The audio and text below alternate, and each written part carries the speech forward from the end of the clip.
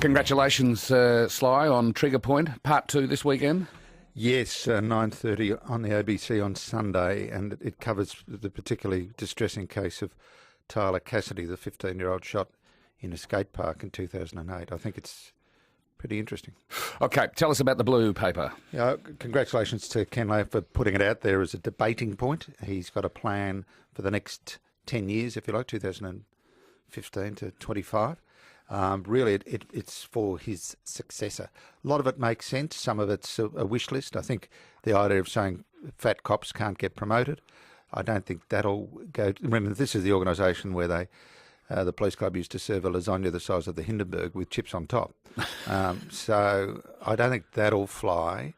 You might have a situation where you have to do an operational test to ensure that you're physically fit enough to do it, but simply being fat, that won't work. Okay, so tell us the things that won't see the light of day. Fat test won't see the light of day? Well, we'll start with that. Volunteers, I've got concerns with. All organisations find it really difficult with volunteers because they don't come to the same standard of discipline because, hang on, I'm doing this for free. So I don't think that'll fly. Let's take those two aside. The idea of using former detectives to come in and review cold cases, that's been on the table for at least 8 years. We discussed this 8 years ago. Yeah. It clearly makes sense. Set of fresh eyes. And this wouldn't be getting Leonard Teal to come in and have a look at a homicide. It would actually have to be somebody who's recently retired so they know the systems. Well, it's exactly the same story as the BBC television series New Tricks. But it's fresh eyes and people who are able to say, well, I remember a case like that. And ultimately, if you're chasing a serial offender, you might say, well, I actually reckon it's this bloke because of this reason. So, old heads is a good idea. Closing police stations, look, it sounds bad and the government won't go for it because it's unpopular, but it makes perfect sense. Governments have produced stations in swinging electorates to satisfy voters when the cops have not wanted them. Particularly in holiday areas, you've got a 24-hour station that you've got a man. That's another van not on the road because the watch house keeper is doing the crossword instead of being out. Well, isn't it an incumbent then on the police command when that happens to speak up publicly and say, we don't want that station here? It's not the way it works. The resources are deployed by the government. So a couple of these 24-hour stations have just quietly been shaved back for that reason. So there's a lot of sense. If you ever go to a police station, no one reports a crime at the police station. Who turns up? Idiots looking for fishing licence, people who are lost, and people on bail. It's lunatic soup in there. Shut them.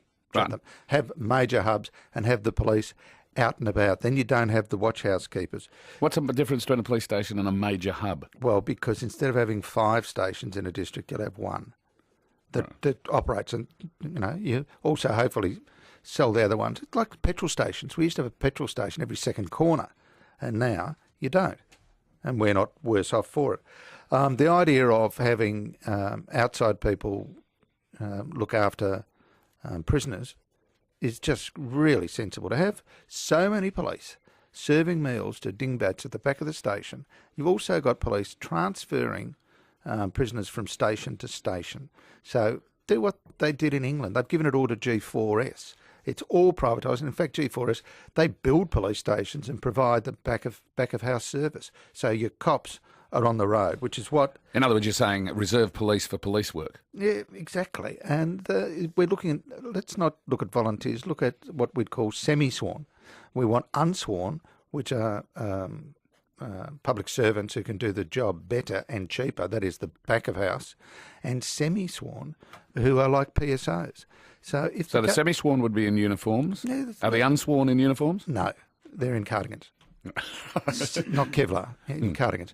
Now, the PSOs, if the government actually got sensible and realised the idea of having 2 PSOs on every railway station is nuts, if we took the 970 and maybe had 400 on the trains and some at the trouble spots, then we'd have another 400 or 500 who could do certain semi-police duties, patrols in hotspots, that sort of thing. The very PSOs, the ones that are trained, could be better used elsewhere. Why we need 2 PSOs to stand at the Laburnum station at 4 in the afternoon when the only thing they'll be able to do is tick somebody off for having an unfiltered capstan on the station.